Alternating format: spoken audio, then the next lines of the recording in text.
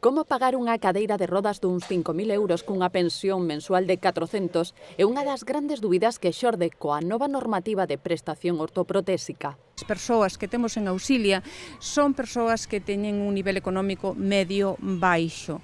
E para estas persoas sería dificilísimo ou imposible poder adiantar o importe dunha prótese. Na provincia, unhas 6.000 persoas terían que pagar por adiantado o prezo íntegro do material sanitario que precisan.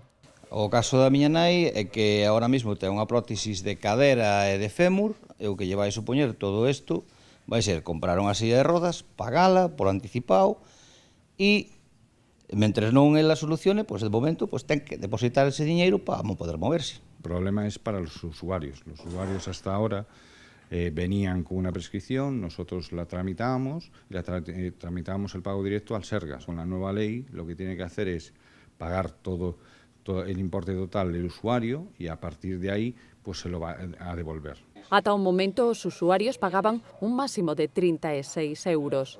Pasamos a un sistema de reintegro de gastos, donde por otra parte, es decir, lo que establece la ley es que el Sergas tiene 5 años para pagar, con lo cual, y pasa de ser una prestación a una subvención, es decir, si tienen dinero se lo pagarán y si no, pues tampoco se sabe, ni se sabe cuánto ni cómo. Asociacións como Auxilia Lugo rexeitan o cambio de modelo que se engade á non convocatoria de outras axudas para a promoción da autonomía persoal.